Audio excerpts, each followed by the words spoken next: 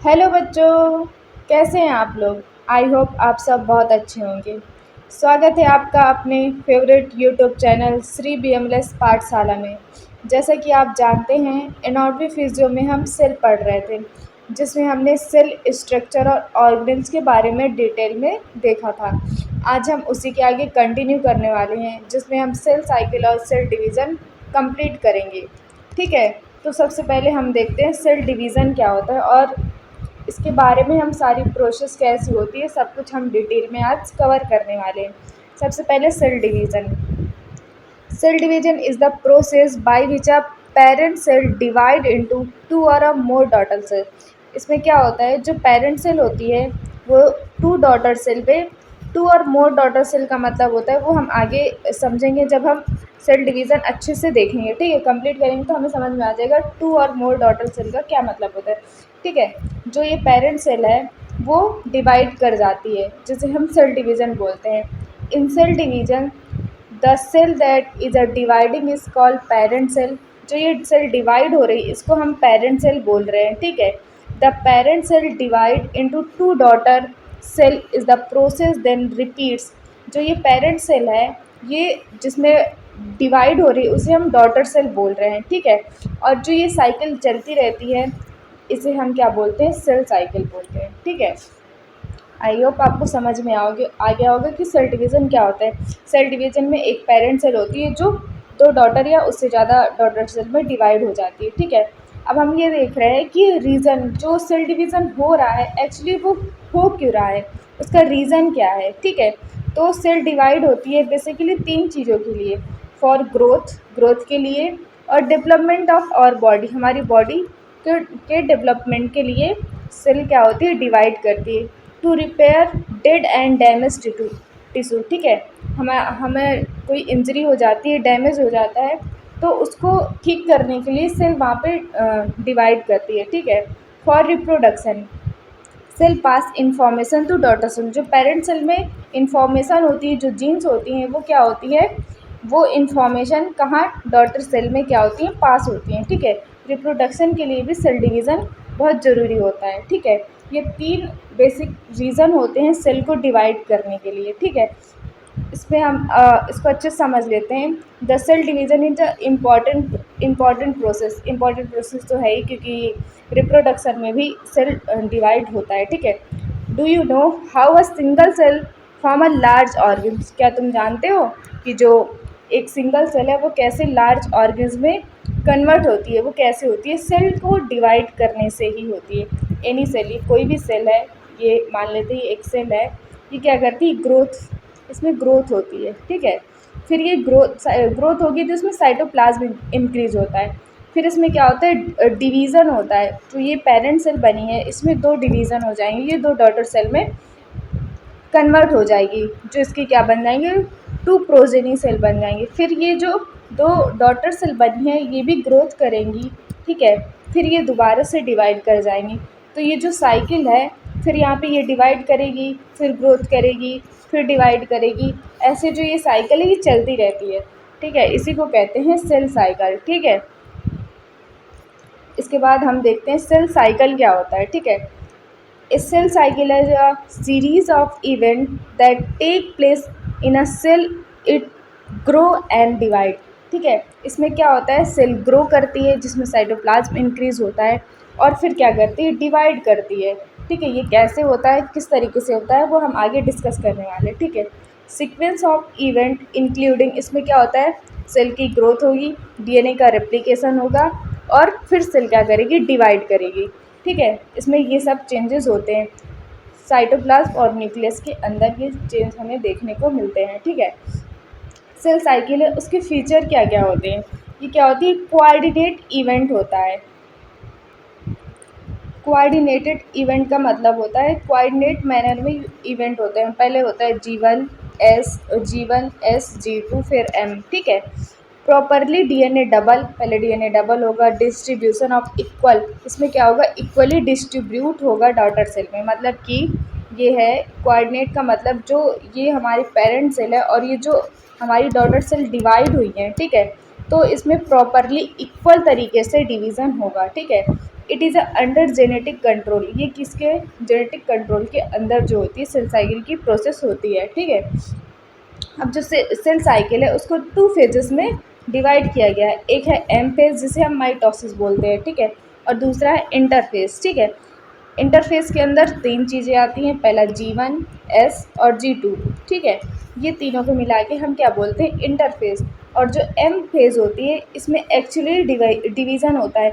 ये क्या होता है, सेल साइकिल का 5% टाइम टोटल कवर करता है। और जो इंटर फेज़ होता है उसमें सेल डिवाइड नहीं करता, उसमें सेल प्रिपेयर करता है, किसके लिए, सेल के डिवीज़न के लिए। इसको हम रेस्टिंग फेज़ के नाम से भी जानते हैं, ठीक है।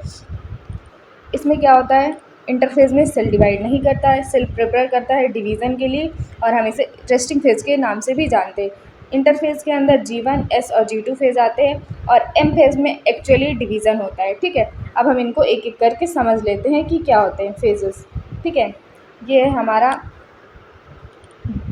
G1 phase, S phase, G2 phase. इसमें क्या कैसे क्या क्या चेंजेस आ रहे हैं, ये ऐसे कोऑर्डिनेट मैनर में ही होता है। पहले G1 होगा, फिर S होगा, फिर M फेज़ हो जाएगा, ठीक है। ये G0 फेज़ क्या होता है इसे हम अभी देखते हैं, ठीक है। ये G1 फेज़ जो होता है उसमें क्या होती है, ग्रोथ होता है और डीएनए सिंथेसिस होता है। यहाँ पे डीएनए का रेप्लिकेशन होता है, डीएनए डबल होता है, ठीक है, एस फेज़ में। और G2 फेज़ में प्रिपरेशन होती है किसके लिए, माइटोसिस के लिए, और यहाँ पे ग्रोथ होती है, ठीक है। और एम फेज़ में भी 4 फेजेस होती हैं, प्रोफेज़, मेटाफेज़, एनाफेज़, टेलोफेज़, और एक होती है साइटोकाइनेसिस और कैरोकाइनेसिस, 2 प्रोसेस होती है। उसके अंदर ये चीज़ें आती हैं जो हम डिटेल में आगे देखने वाले हैं, ठीक है। अब एक एक करके G1, S, G2 फेज़ में क्या क्या चेंजेस आते हैं, क्या क्या चीज़ें होती हैं वो हम देख लेते हैं। सबसे पहले G1 फेज़ में देखते हैं चेंजेस अगर इन ईच फेजेस, ठीक है। सबसे पहले G1 फेज़, हम इसका यहाँ पे डायग्राम बना लेते हैं, ठीक है। ये हमारा एम फेज़, ये G1, S और ये हमारा G2, ठीक है। Gap between M and S phase, ये हमारा एम फेज़ है और ये एस फेज़ है। इन दोनों के बीच का जो गैप है उसे हम क्या कह रहे हैं, G1 फेज़ कह रहे हैं। ग्रोथ अगर यहाँ पे क्या होता है, ग्रोथ होती है, और क्या होता है, साइटोप्लाज्म इंक्रीज़ होता है। अगर ग्रोथ करवानी है, ग्रोथ के लिए क्या होगा, एंजाइम रिक्वायर होंगे और प्रोटीन सिंथेसिस भी होगी। अगर प्रोटीन सिंथेसिस होगी तो जाहिर सी बात है वहाँ पे ट्रांसलेशन ट्रांसक्रिप्शन की प्रोसेस होगी, ठीक है। प्रोटीन बनाने के लिए 3 प्रोसेस होती हैं, ट्रांसलेशन, ट्रांसक्रिप्शन और एक आगे भी होती है, ठीक है।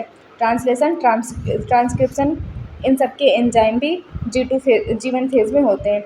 सेल मेटाबॉलिकली एक्टिव होती है किसमें, G1 फेज़ में। ऑर्गेनेल्स इसमें डबल हो जाती हैं और डीएनए का जो भी डैमेज होता है वो G1 फेज़ में रिपेयर हो जाता है, ठीक है। अगर डीएनए डैमेज रिपेयर नहीं होगा तो वो एस फेज़ में इंटर नहीं करेगी, ठीक है। इसमें क्या क्या हुआ, सबसे पहले ये गैप है किसका, एम फेज़ और एस फेज़ के बीच का। इसमें ग्रोथ हुई, साइटोप्लाज्म इंक्रीज़ हुआ, एंजाइम रिक्वायर होगा क्योंकि इसमें ग्रोथ हो रही, ग्रोथ के लिए जाहिर सी बात है एंजाइम रिक्वायर होते हैं। प्रोटीन सिंथेसिस होती है, प्रोटीन सिंथेसिस में ट्रांसलेशन ट्रांसक्रिप्शन प्रोसेस आती हैं, और सेल मेटाबॉलिकली एक्टिव होगा और ऑर्गेनेल्स डबल होगी और डीएनए का डैमेज रिपेयर होगा अगर डीएनए डैमेज है तो, ठीक है। इसके बाद हम देखते हैं G0 फेज़ क्या होता है, ठीक है। ये एक सेल है, मतलब कि ये सेल है, ठीक है। ये क्या करेगी, G1 फेज़ में एंटर करती है, ठीक है। और G1 फेज़ से ये एस फेज़ में जाती है सिंथेसिस करने के लिए।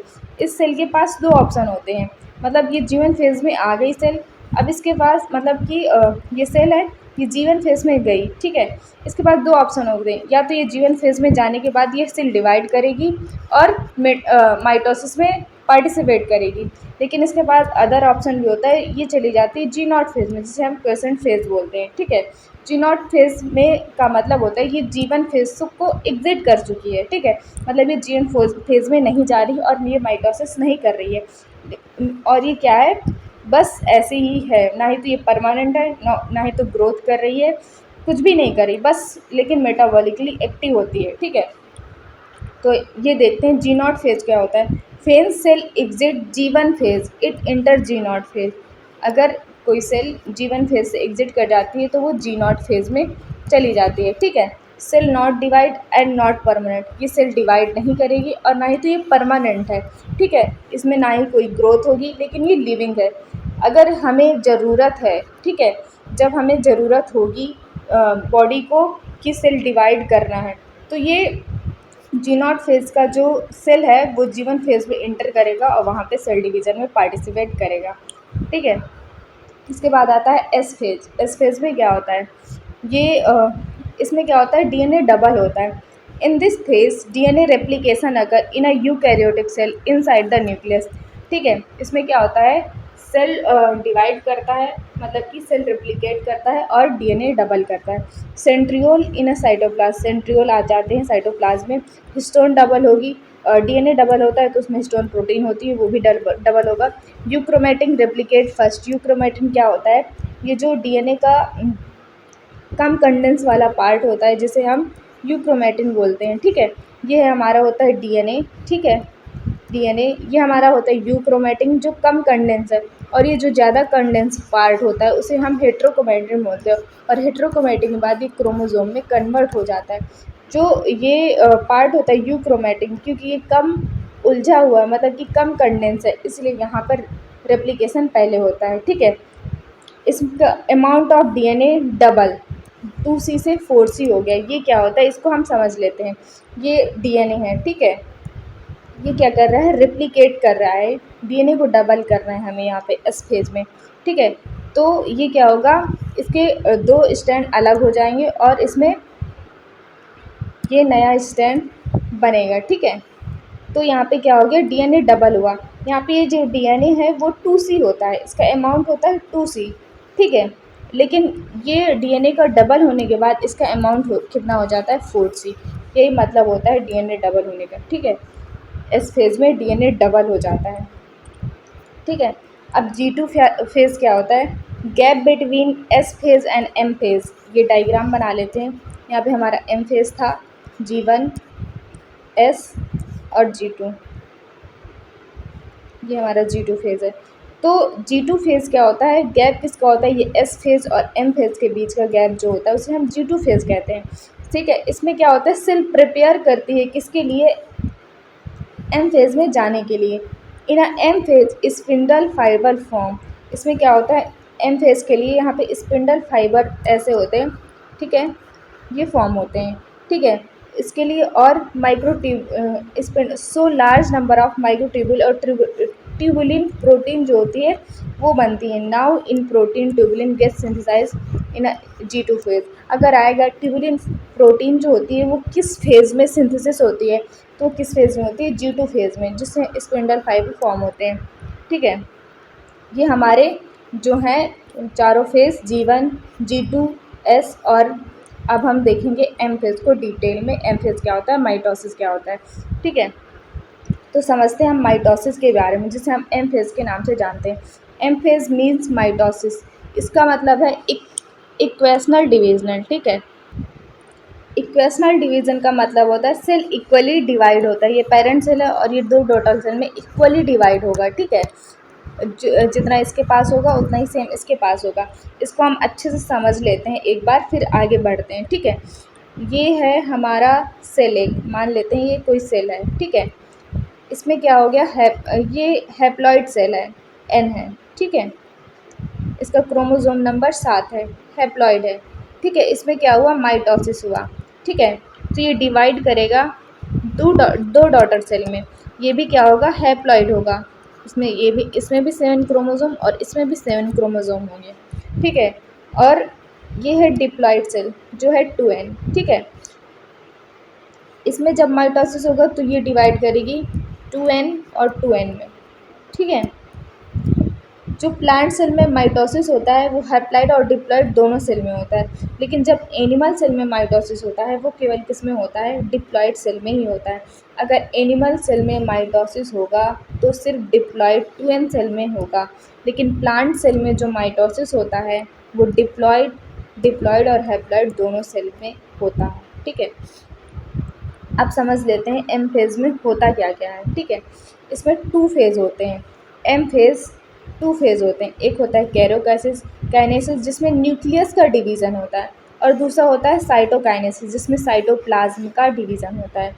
कैरियोकाइनेसिस के अंदर 4 फेजेज़ आते हैं, प्रोफेज़, मेटाफेज़, एनाफेज़, टेलोफेज़।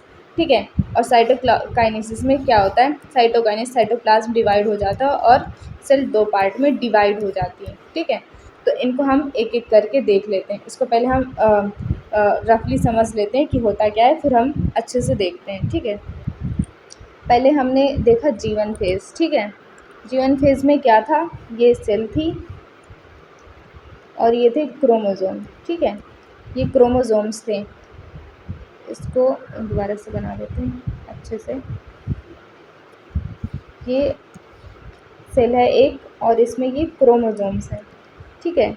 ये हमारा जीवन फेज में था। किसमें, जीवन फेज में। इसके बाद सिंथेसिस हुआ, ठीक है। इस फेज में इसमें क्या हुआ, अमाउंट डबल हुआ। किसका अमाउंट, डीएनए का, ठीक है। तो यहाँ पे क्रोमोसोम ऐसे डबल हो जाएंगे, पेयर में आ जाएंगे, ठीक है। ठीक है, ये कौन सा फेज है हमारा, G2। यहाँ पे क्रोमोसोम कितने हैं, 1 2 3 4 5 6, ठीक है। तो 2n बराबर यहाँ पे कितना है, 6 है, ठीक है। यहाँ पे कितना है, यहाँ पे भी ये क्रोमोसोम तो एक ही है, बस सिस्टर क्रोमैटिड्स आगे हैं। तो यहाँ पे भी 2n बराबर कितना है हमारा, 6 है, ठीक है। तो यहाँ ये क्या हुआ, ये हमारा जीवन फेज था, ये G2 फेज है। इन दोनों में क्या हुआ, यहाँ पे अमाउंट डबल हुआ। इस फेज में डीएनए के रेप्लिकेशन के बाद जो डीएनए है वो डबल कर गया। इसके बाद G2 फेज के बाद माइटोसिस मतलब कि M फेज आता है, ठीक है। इसमें क्या होता है, ये जो सिस्टर क्रोमैटिड्स हैं, ठीक है, ये दोनों अलग हो जाते हैं, ठीक है। इसमें एक एक ऐसे ऐसे करके ये दोनों सेपरेट हो जाते हैं, ठीक है। ये जो सिस्टर क्रोमैटिड, एक मिनट इसको हम थोड़ा सा इरेज कर लेते हैं।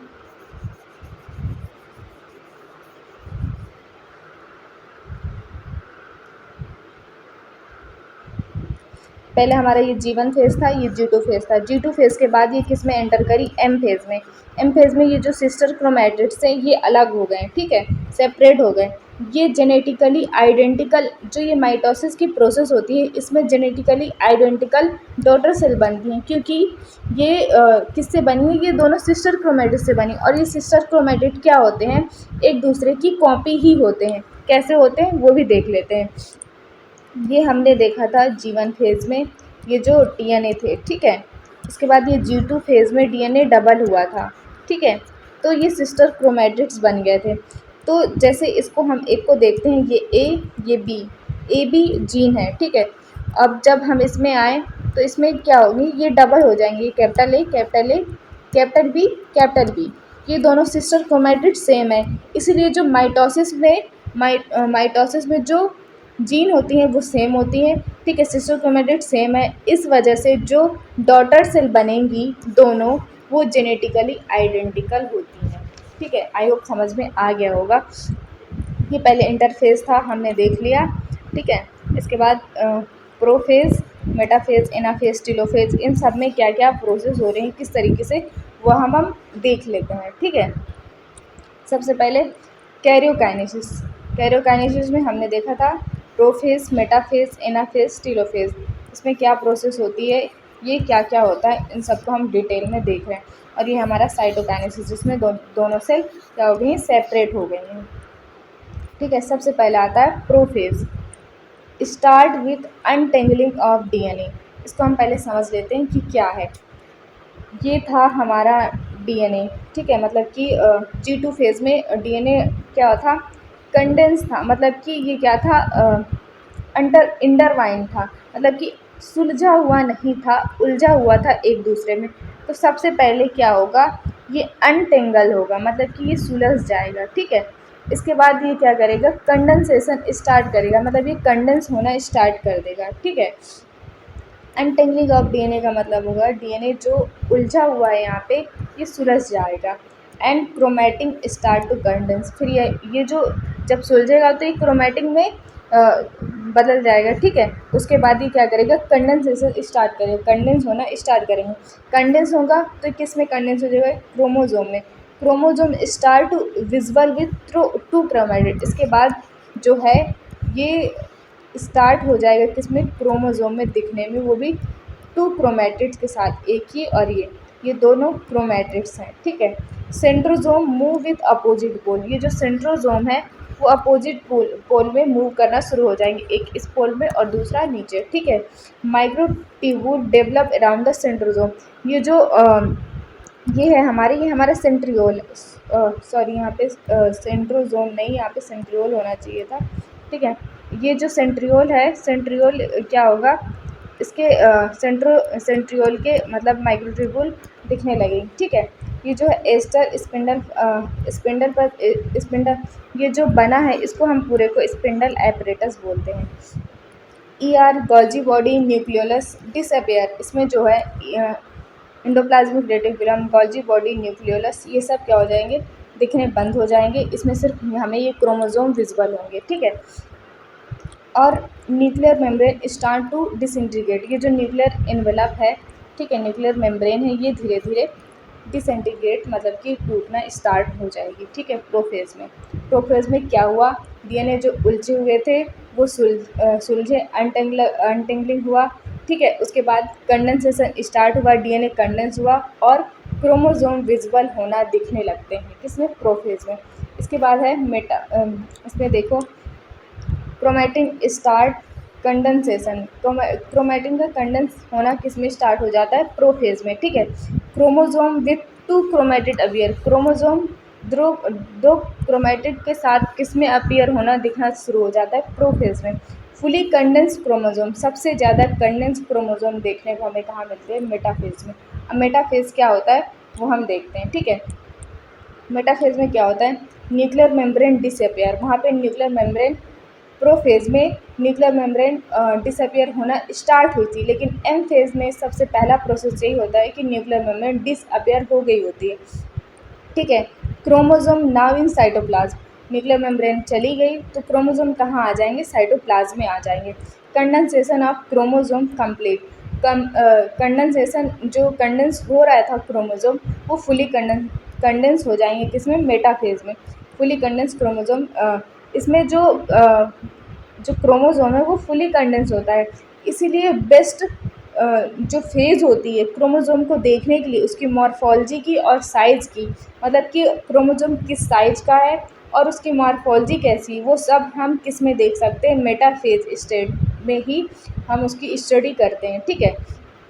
वन क्रोमोसोम सेंट्रोमियर प्रेजेंट, एक क्रोमोसोम में सेंट्रोमियर प्रेजेंट होता है, ठीक है।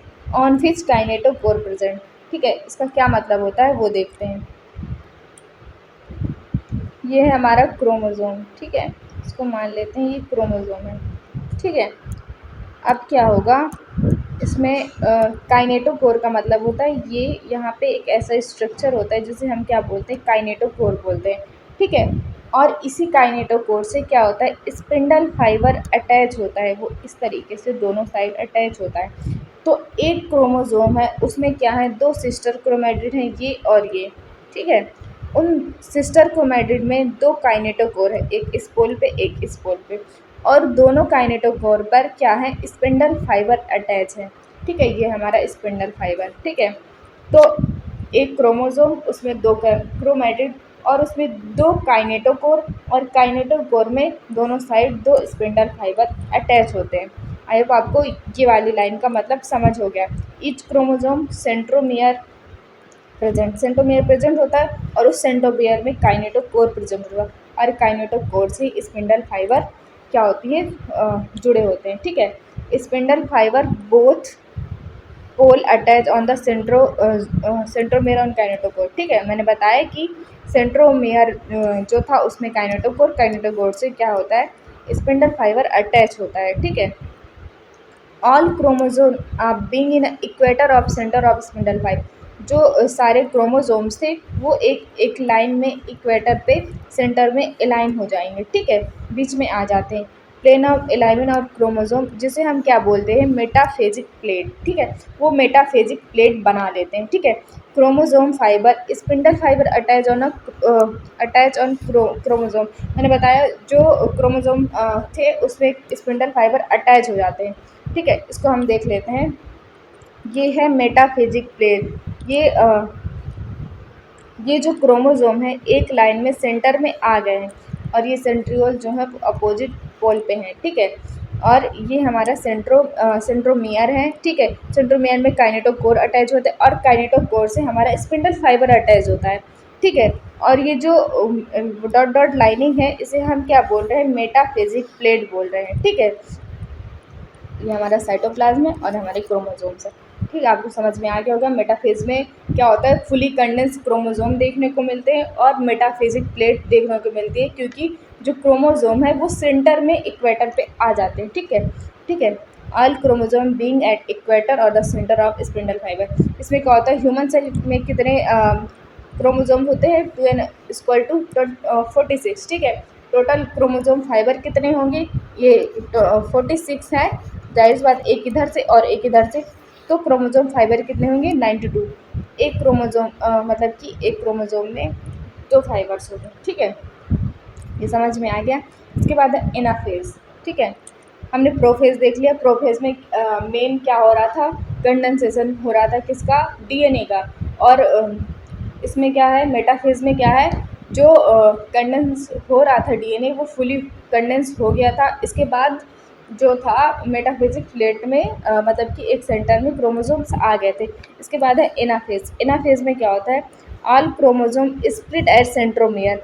जो सेंट्रोमियर था वहाँ से ये जो क्रोमोसोम है वो क्या हो जाते हैं, अलग हो जाते हैं, किस में, and two sister chromatid separate. ये दोनों सिस्टर क्रोमैटिड सेपरेट हो जाते हैं, एक इधर साइड चला जाता है एक इधर साइड, ठीक है। मेटाफेज में क्या होता है, एक क्रोमोसोम में 2 क्रोमैटिड थे, ठीक है। आफ्टर स्प्लिट, जब ये स्प्लिट हो गया, किस में स्प्लिट हुआ, एनाफेज में। Each chromatid now chromosome future daughter cell. जो ये सिस्टर क्रोमैटिड बन गई है ये क्या है, एक डॉटर सेल है, किसके लिए, जो फ्यूचर डॉटर सेल है, ठीक है। Spindle fibre pull chromosome toward the pole. ये जो स्पिंडल फाइबर्स हैं ये क्या करेंगे, खींचेंगे किसको, इस सिस्टर क्रोमैटिड को पोल की साइड, ठीक है, ऐसे ऐसे, ठीक है। ये क्रोमोसोम को अपने साइड ऐसे और ऐसे खींचेंगी और ये जो सिस्टर क्रोमैटिड बने हैं यही जा कर के आगे न्यू सेल और न्यू क्रोमोसोम बनाएंगे, ठीक है। एनाफेज में क्या हुआ, जो क्रोमोसोम में सिस्टर क्रोमैटिड थे वो दोनों अलग अलग हो गए, ठीक है। इसके बाद आता है टीलोफेज। टीलोफेज में क्या होता है, chromosome are now in a pole. Chromosomes थे वो पोल में पहुंच गए, ठीक है। Chromosome decondense to start to chromatin. इसमें क्या होता है, जो क्रोमोसोम दिख रहे थे वो अब हम उसका डीकंडेंसेशन होगा और फिर वो क्रोमैटिन में आना शुरू हो जाएंगे। Nuclear membrane repair, nuclear membrane बनने लगेगी। Nucleolus ER Golgi body again appear. ये डिसअपियर हो गए थे, ये फिर से फॉर्म होने लगेंगे। On both pole 2 nuclei form. दोनों पोल पे 2 न्यूक्लियाई फॉर्म हो जाएंगे। ये एक पोल था और ये एक पोल था, इन दोनों में एक न्यूक्लियाई फॉर्म होने लगे हैं, ठीक है। इसके बाद जब ये हो जाता है ये, तो हमें इसको यहाँ से डिवाइड करना होगा, ठीक है। क्लीवेज मेथड होता है, वो कैसा होता है वो हम आगे देखते हैं, ठीक है। ये हमारा हो गया कैरियोकाइनेसिस। के बाद है साइटोकाइनेसिस, ठीक है। साइटोकाइनेसिस में क्या होता है, ये जो डीएनए है यहाँ से डिवाइड होना स्टार्ट करती है, ठीक है। इसको पहले हम इधर देख लेते हैं। इन एनिमल सेल, जो एनिमल सेल है उसमें अलग तरीके से होता है, प्लांट सेल में अलग तरीके से होता है। जो प्लांट सेल में मेथड होता है वो सेल प्लेट का मेथड होता है, वो हमारे लिए ज़रूरी है, हमें एनिमल सेल में देखना है। एनिमल सेल में क्या होता है, उसको हम फरो मेथड बोलते हैं। In animal cell cytokinesis the division of cytoplasm. इसमें क्या होगा, साइटोप्लाज्म का डिवीज़न होगा। Occur through a process called furrowing, ठीक है। मैंने बताया था इसमें फरो मेथड होता है, किसमें, एनिमल सेल में, और इसे क्लीवेज मेथड भी बोलते हैं। This involve the formation of groove और द फरो, ठीक है। इसमें ये जो सेल है इसमें ये जो बीच, ये यहाँ पे ग्रूव और ये फरो, इसको ग्रूव बोल देंगे या तो फरो, ये बनना स्टार्ट हो जाती है इन द प्लाज्मा मेम्ब्रेन। ये प्लाज्मा मेम्ब्रेन है हमारी बाहर वाली मेम्ब्रेन, इसमें ऐसा बनना स्टार्ट हो जाता है। Which deepens and constrict the cell. ये क्या होती है, डीप होती चली जाती है, ठीक है, सेल को कॉन्स्ट्रिक्ट करती है। सेल अंटिल द डिवाइड, जब तक वो 2 डॉटर सेल में डिवाइड नहीं हो जाती। इस तरीके से क्या होता है, साइटोकाइनेसिस होता है, ठीक है। इस डायग्राम में देख लेते हैं, ये है क्लीवेज, ये फरो मेथड, ये हमारा सेल मेम्ब्रेन है, यहाँ से ये कॉन्स्ट्रिक्ट होना स्टार्ट हो जाएगी, मतलब कि यहाँ से ये ग्रुप बनना स्टार्ट हो जाएंगी। ठीक है, यहाँ से ये डीप हो रही है और ज़्यादा डीप हो रही है और बाद में ये 2 डॉटर सेल में डिवाइड हो जाती है। ठीक है, आई होप आपको ये समझ में आ गया होगा। ये हमारा यहाँ पे माइटोसिस कंप्लीट हो रहा है। ठीक है, अब हम इसके आगे देखेंगे मियोसिस क्या होता है। माइटोसिस तो देख लिया, अब हम स्टार्ट करते हैं मियोसिस। ठीक है, मियोसिस क्या होता है वो हम समझते हैं। Meiosis a type of cell division that result in a 4 daughter cell. उसमें क्या बन रहे थे, 2 डॉटर सेल, और हमने सबसे पहले डेफिनीशन में यही पढ़ा था 2 और मोर डॉटर सेल। अब समझ में आ गया, मोर डॉटर सेल किसमें बनेगी, मियोसिस में 4 डॉटर सेल बनती हैं, each with half the number of chromosome of the parent cell. ठीक है, इसको हम समझते हैं। पहले हम जीवन फेज में ये सेल थी ऐसे। ठीक है, ये हैप्लॉइड थे, ये हमारे क्रोमोसोम्स थे। ठीक है, इसके बाद सॉरी ये डिप्लॉइड हैं, ये क्रोमोसोम थे किसमें, जी1 फेज़ में। ठीक है, फिर एस फेज़ में क्या होता है, डीएनए डबल हो जाते हैं। ठीक है, ये फिर जी2 फेज़ में ऐसे डबल हो गए। ठीक है, डबल होने के बाद क्या होता है, इनका ये सेपरेट हो जाते हैं। मियोसिस फर्स्ट होता है, इसमें 2 प्रोसेस होते हैं, मियोसिस फर्स्ट और सेकेंड। मियोसिस फर्स्ट में ये ऐसे ऐसे डबल हो जाते हैं। ठीक है, ठीक है, इसका क्या बन गया, ये और ये मियोसिस फर्स्ट में होता है। ठीक है, ये जो थे ये अलग हो गए। ठीक है, इतना सेपरेट हो गया, ये अलग सेपरेट हो गया। ठीक है, जब मियोसिस 2 होती है तो ये जो सिस्टर क्रोमैटिड्स हैं ये भी अलग अलग हो जाते हैं। यहाँ पे 1 1 1 और ये 1 1 1, ये इसका, और ऐसे ही इसका 1 1 1, और ये यहाँ पे 1 1, और ये मतलब कि ऐसे ये क्रोमोसोम में सेपरेट हो जाते हैं, जिससे 4 डॉटर सेल बन गई, 2 इससे और 2 इससे। ठीक है, ये बहुत गंदा सा हो गया, इसको दोबारा समझ लेते हैं। ये मियोसिस फर्स्ट में क्या था, पहले ये मियोसिस में जी टू फेज़ में हमारा ऐसे था। ठीक है, जी2 फेज़ के बाद इसमें हुआ मियोसिस फर्स्ट। मियोसिस फर्स्ट में ये अलग हो गए, ऐसे सेपरेट हो गए।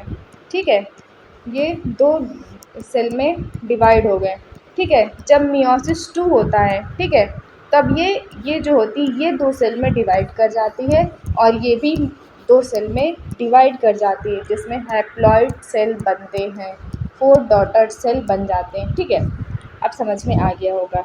Meiosis the type of cell division result in a 4 daughter cell each with half number chromosome of the parent cell. सब में हाफ हाफ नंबर था, वो भी हमने देख लिया। ठीक है, अब हम देखते हैं मियोसिस में होती क्या, कौन कौन सी चीज़ें होती है।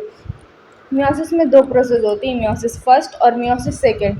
ठीक है, इसमें भी prophase first, metaphase first, anaphase first, telophase first. ठीक है, और मियोसिस सेकेंड में prophase second, metaphase second, anaphase second, telophase second, और इन दोनों के बीच का जो गैप होता है उसे हम क्या बोलते हैं, interkinesis, gap between meiosis first and meiosis second.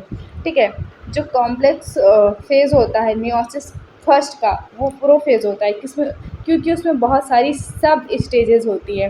ठीक है, तो सबसे पहले हम देखते हैं मियोसिस फर्स्ट। मियोसिस फर्स्ट में पहला प्रोफेज फर्स्ट। प्रोफेज फर्स्ट में भी 5 सब स्टेजेस होती हैं, लेप्रोटीन, जाइगोटीन, पैगेटीन, डिप्लोटीन और डाइकाइनेसिस। ठीक है, अब हम इनके पाँचों के बारे में डिटेल में देखते हैं। सबसे पहले लेप्रोटीन।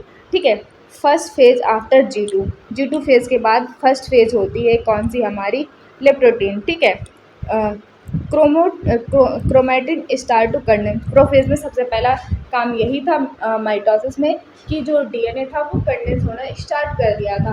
तो लेप्रोटीन में जो होगा क्रोमैटिन स्टार्ट होना, मतलब क्रोमैटिन कंडेंस होना स्टार्ट हो जाएगा। ठीक है, condense thread chromosome visible in a compound microscope. ठीक है, ये क्रोमोसोम में कंडेंस होगा, जो हमें किस में देख पाएंगे, कंपाउंड माइक्रोस्कोप में हम देख सकते हैं। ठीक है, यह सेंट्रोमियर और ये कंडेंस हो गए हैं। ठीक है, लेप्रोटीन में। अब हम देखते हैं जाइगोटीन। जाइगोटीन में क्या होता है, क्रोमोसोम स्टार्ट टू पेयर। ठीक है, वहाँ पे कंडेंस होने के बाद जो ये डीएनए क्रोमोसोम थे, ये क्या करेंगे, पेयर में आना स्टार्ट हो जाएंगे। ठीक है, तो यहाँ पे एक केमिकल होता है इनको पेयर में लाने के लिए, वो क्या होता है, ठीक है, ये जो पेयरिंग होती है उस प्रोसेस को बोलते हैं साइनेप्सिस। और रिजल्ट इन साइनेप्सिस, इस रिजल्ट को, जो रिजल्ट बना है उसको हम बाइवेलेंट और टेट्राड बोलते हैं। बाइवेलेंट टेट्राड क्या होता है वो हम देखते हैं, ठीक है। ये है क्रोमोसोम, ठीक है। ये डबल हैं, इनकी पेयरिंग हुई है, इसीलिए हम इसको बाइवेलेंट बोल रहे हैं, ठीक है। बाइवेलेंट बोल रहे हैं, ठीक है। लेकिन इसमें क्रोमैटिड कितने हैं, ये क्रोमोसोम है, ठीक है। इसको ऐसे इस तरीके से बना लेते हैं दोबारा से।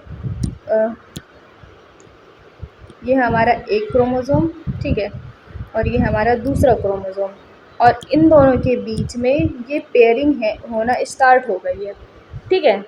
अब इस पेयरिंग में क्या हो रहा है, ये इसको हम बाइवेलेंट और टेट्राड बोल रहे हैं। क्यों?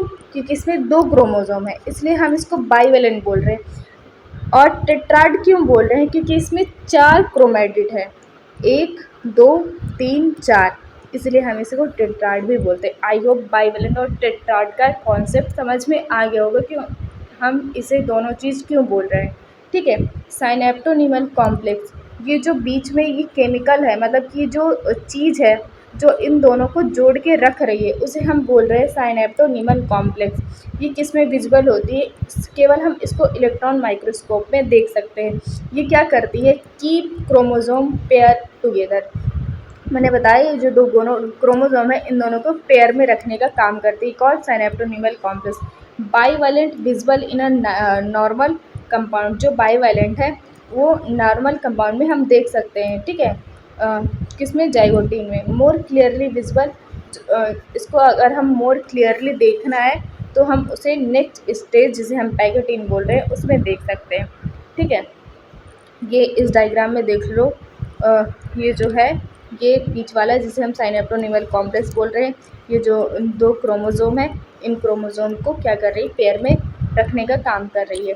जाइगोटीन के बाद पैगोटीन। पैगोटीन में क्या होता है? Bivalent and tetrad clearly visible, जो हमने देखा था उसमें लास्ट पॉइंट, ठीक है। Recombination nodules form between the non sister chromatid of homologous pair, ठीक है। ये जो एक क्रोमोसोम था और ये दूसरा क्रोमोसोम है, ठीक है। इन दोनों के बीच में ये यहाँ से क्या करेंगी? अटैच होना शुरू हो जाएंगी, ठीक है। तो जहाँ से ये चीज़ बनी है, ठीक है, इसे ही हम क्या बोलते हैं? रिकॉम्बिनेशन नोड्यूल, ठीक है। Exchange of genetic material between the non sister chromatid. देखिए मतलब कि ये दूसरा क्रोमोसोम है और ये दूसरा क्रोमोसोम है, इसीलिए इसका क्रोमोसोम का ये क्रोमैटिड अलग और ये क्रोमैटिड अलग। अगर ये सेम क्रोमोसोम में हो रहा होता तो हम इसे सिस्टर क्रोमैटिड बोलते हैं, ठीक है। लेकिन ये दूसरे दूसरे क्रोमोसोम के बीच में हो रहा है। ये सिस्टर क्रोमैटिड है इस क्रोमोसोम का, और ये सिस्टर क्रोमैटिड दूसरे क्रोमोसोम, ये दोनों अलग अलग क्रोमोसोम के क्रोमैटिड के बीच में हो रहा है, इसलिए हम इसे नॉन सिस्टर क्रोमैटिड बोल रहे हैं। आई होप समझ में आ गया होगा। और यहाँ पे जहाँ पे ये अटैच होती हैं, जहाँ पे ये मिलती हैं, उसे हम रिकॉम्बिनेशन नोड्यूल बोलते हैं, जहाँ पे जेनेटिक मटेरियल का एक्सचेंज होता है। और जब ये जेनेटिक मटेरियल एक्सचेंज होगा तो उससे क्या होगा? वेरिएशंस बनेंगे, ठीक है। ये है, यहाँ पे बनी रिकॉम्बिनेशन नोड्यूल, ये है रिकॉम्बिनेशन नोड्यूल। यहाँ से जेनेटिक मटेरियल इस वाले क्रोमोसोम का इसमें चला जाएगा, ठीक है, इस वाले क्रोमोसोम का इसमें और इस वाले क्रोमोसोम का इसमें, दोनों में एक्सचेंज होगा, जिससे क्या बनेंगी? वेरिएशंस बनेंगी। इसीलिए सारे ह्यूमन एक जैसे नहीं होते हैं, ठीक है, सब में कुछ ना कुछ डिफरेंस होता है। वेरिएशन है। A sister chromatid is not genetically same after the crossing over. जब ये क्रॉसिंग ओवर हो जाती है, इसको हम क्रॉसिंग ओवर बोलते हैं, ठीक है। वो नेक्स्ट स्टेप में हम अच्छे से जानते हैं, ठीक है। तो इसके बाद ये जेनेटिकली सेम नहीं रह जाते हैं, क्योंकि इनका जो है जेनेटिक मटेरियल वो एक्सचेंज हो चुका है, ठीक है। अब है डिप्लोटीन। डिप्लोटीन में क्या होता है? Dissolution of synaptonemal complex. जो साइनेप्टोनीमल कॉम्प्लेक्स बना था इन दोनों के बीच में, ठीक है, वो क्या होगा? डिसॉल्व होना स्टार्ट कर देगा। Homologous tend to move a part of still attach the site of cross over, ठीक है। यहाँ पे ये क्रॉसिंग ओवर होगी, ठीक है, जिससे ये जेनेटिक मटेरियल एक्सचेंज होगा। कियास्माटा विजिबल। कियास्माटा क्या होता है? जो ये यहाँ पे ये बन रहा है कियास्माटा, जहाँ पे ये चेंज हो रहा है, ठीक है। सॉरी आ ही नहीं रहा, ठीक है। ये जहाँ पे क्रॉस हो रहा है इसे हम क्या बोलते हैं, कियाज़माटा, क्रॉस लाइक स्ट्रक्चर। ये हम इस वाले डायग्राम में भी अच्छे से विजिबल है। ये यहाँ पे जो दिख रहा है हमें, इसी को हम कियाज़माटा बोलते हैं। किस में दिखता है, डिप्लोटीन में दिखता है, ठीक है। इसके बाद होता है डाइकाइनेसिस। डाइकाइनेसिस में क्या होता है, टर्मिनाइजेशन ऑफ कियाज़माटा। जो कियाज़माटा था वो यहाँ पे बना था, वो धीरे धीरे नीचे आना स्टार्ट करेगा, ठीक है। और ये ठीक है, यहाँ पे टर्मिनलाइजेशन होगा किसका, कियाज़माटा का। क्रोमोसोम डिकंडेंसेशन स्टार्ट, वहाँ पे कंडेंस हो रहा था, अब इसका क्रोमोसोम कंडेंसेशन कंप्लीट हो जाएगा, पूरी तरीके से कंडेंस हो जाएगा। सेंट्रोजोम मूव अपोजिट पोल, ये जो सेंट्रोजोम है ये दोनों अपोजिट पोल में जाना शुरू हो जाएंगे। गोल्जी बॉडी न्यूक्लियोलस डिसअपियर हो जाएंगे, न्यूक्लियर मेम्ब्रेन भी डिसअपियर हो जाएगी, जैसे प्रोफेज माइटोसिस के माइटोटिक डिवीजन के भी प्रोफेज में यही सब चीज़ें लास्ट में हो रही थी, ठीक है। इसको हम साथ में देख लेते हैं। सबसे पहला था लेप्टोटीन। लेप्टोटीन में क्या हो रहा था, क्रोमोसोम कंडेंस हो रहा था, ठीक है। जाइगोटीन में क्या हो रहा था, क्रोमोसोम पेयरिंग हो रहा था और साइनेप्सिस बना रहा था। उस पेयरिंग को हम साइनेप्सिस बोल रहे थे, और उस साइनेप्सिस को मतलब पेयर को कौन, मतलब कि पेयर बनाने के लिए कौन सा एंजाइम, मतलब कि क्या साइनेप्टोन्यूमल कॉम्प्लेक्स क्या था, ज़रूरी था। इसके बाद आएगा पैगेटीन। पैगेटीन में क्या होगा, क्रोमोसोम आर फुली मतलब कि क्रोमोसोम जो थे वो फुली साइनेप्स्ड हो जाएंगे और वहाँ पे क्रॉसिंग ओवर होगी, इसमें पैगेटीन में, ठीक है। डिप्लोटीन में क्या था, कियाज़माटा देखने को मिलता था, ठीक है। और डाइकाइनेसिस में फर्दर क्रोमोसोम कॉन्ट्रैक्ट हो जाएंगे और यहाँ पे कंडेंसेशन कंप्लीट हो जाएगा, न्यूक्लियर मेम्ब्रेन क्या होगी, डिसअपियर हो जाएगी, और ठीक है। इसके बाद है मेटाफेज फर्स्ट। मेटाफेज फर्स्ट में होगा in the prophase chromosome are in cytoplasm, cytoplasm में आ जाएगी क्योंकि न्यूक्लियर मेम्ब्रेन जो थी वो डिसअपियर हो चुकी थी, ठीक है। स्पिंडल फाइबर अटैच क्रोमोसोम, ये जो है स्पिंडल फाइबर, ये क्रोमोसोम पेयर पे अटैच हो जाएंगे, ये क्रोमोसोम पेयर पे हैं, ठीक है। अपोजिट पोल में ठीक है, chromosome pair in opposite pole ऐसे ऐसे अटैच हो जाएंगे। डबल मेटाफेजिक प्लेट, ठीक है, यहाँ पे डबल मेटाफेजिक प्लेट फॉर्म होती है, ठीक है। ये क्रोमोसोम पेयर है, उसमें दो स्पिंडल फाइबर अटैच हो रहे हैं, ठीक है। इसके बाद है एनाफेज फर्स्ट, ठीक है, क्रोमोसोम पेयर सेपरेट, ठीक है। जैसा उसमें हो रहा था वैसे इसमें भी हो रहा है, ठीक है। ये है क्रोमोसोम यहाँ पे, लेकिन वहाँ पे एक ही क्रोमोसोम था, यहाँ पे क्रोमोसोम पेयर में है, ठीक है। क्रोमोसोम पेयर सेपरेट हो जाएंगे, ठीक है, पोल की साइड आना शुरू हो जाएंगे, ठीक है, जैसे उसमें हो रहा था। Disjunction segregation occur in spindle fibre pulled complete chromosome, ठीक है, two chromatid on opposite pole, ये टू क्रोमेटिड के साथ ये अपोजिट पोल में आना शुरू हो जाएंगे, ठीक है, एनाफेज फर्स्ट में। इसके बाद टीलोफेज फर्स्ट में हैप्लॉइड नंबर ऑफ क्रोमोसोम आ रहा ऑन इन हैप्लॉइड नंबर की ये जो क्रोमोसोम है ये दोनों ईच पोल में आना शुरू हो जाएंगे। क्रोमोसोम डिकंडेंस स्टार्ट फॉर क्रोमेटिन, जो क्रोमोसोम थे वो क्रोमेटिन में चेंज होना शुरू हो जाएगा। Nucleolus गाल्जी body, nuclear membrane appear हो जाएगी और ये दो जो न्यूक्लियाई हैं वो अलग अलग बन जाएंगे, ठीक है। अब क्या होता है, ये हमारा फेज मतलब जो हमारा मियोसिस फर्स्ट है यहाँ पे कंप्लीट हो जाता है। इसके बाद आता है इंटरकाइनेसिस। ये इसमें क्या होता है, ये इसमें कोई प्रोसेस नहीं होती, ये सिर्फ गैप होता है किसका, मियोसिस फर्स्ट और मियोसिस सेकेंड के बीच के, ठीक है। इसके बाद आता है मियोसिस सेकेंड। मियोसिस सेकेंड क्या होता है, इट लाइक माइटोसिस, जैसे हमने माइटोसिस में पढ़ा वैसा ही इसमें मियोसिस सेकेंड में होता है। सिस्टर क्रोमेटिड गेट सेपरेट, इसमें क्या होते हैं, जो सिस्टर क्रोमेटिड थे वो सेपरेट होना शुरू हो जाते हैं। जब हमने ओवरव्यू में देखा था किस तरीके से होता है, उसमें मैंने बताया था कि जो सिस्टर क्रोमेटिड थे वो अलग होना शुरू हो जाते हैं और हैप्लॉइड डॉटर सेल बनाते हैं, ठीक है। फिर इसमें prophase first haploid cell chromatin condense, haploid जो सेल थी ये जो दो बनी थी, ठीक है, इन दोनों में एक साथ ये सब होना शुरू हो जाता है, इसमें अलग और इसमें अलग, बाद में यहाँ से ऐसे अलग हो जाती हैं। हैप्लॉइड सेल क्रोमेटिन कंडेंस, वही सब चीज़ें यहाँ पे होंगी जैसे प्रोफेज में हो रही थी माइटोसिस के, ठीक है। गोल्जी बॉडी न्यूक्लियोलस डिसअपियर हो जाएंगे, न्यूक्लियर मेम्ब्रेन ब्रेक हो जाएगी, ठीक है, यहाँ पे कंडेंस होगी, ठीक है। मेटाफेज सेकेंड में क्या होगा, ये किस में आ जाएंगी, इक्वेटर मतलब सेंटर पे आ जाएंगी और मेटाफेजिक प्लेट बनाएंगी और क्रोमोसोम में दो स्पेंडल फाइबर अटैच हो जाएंगे और यहाँ पे ये प्लेट बना लेंगी, मेटाफेजिक प्लेट। ठीक है।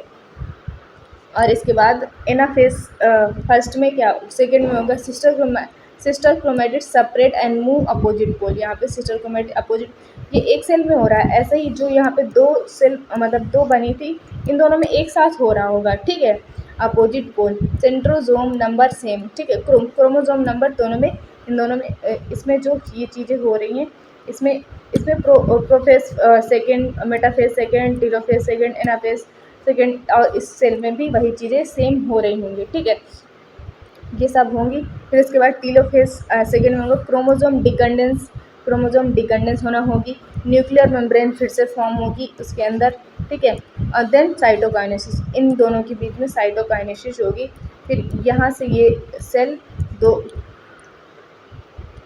ये जो सेल थी, ठीक है, ये थी और ये थी, इन दोनों के बीच में डिवीज़न हुआ तो ये वाली सेल दो सेल में डिवाइड हो जाएगी और ये वाली सेल भी दो सेल में डिवाइड हो जाएगी, जिससे 4 डॉटर सेल देखने को मिलेंगी जो क्या होंगी, हैप्लॉइड एन। ठीक है। इस तरीके से हमारा मियोसिस कंप्लीट होता है। यहाँ पे हमारा चैप्टर ख़त्म होता है, जिसमें हमने माइटोसिस और मियोसिस सब कंप्लीट कर लिया। ठीक है। इसमें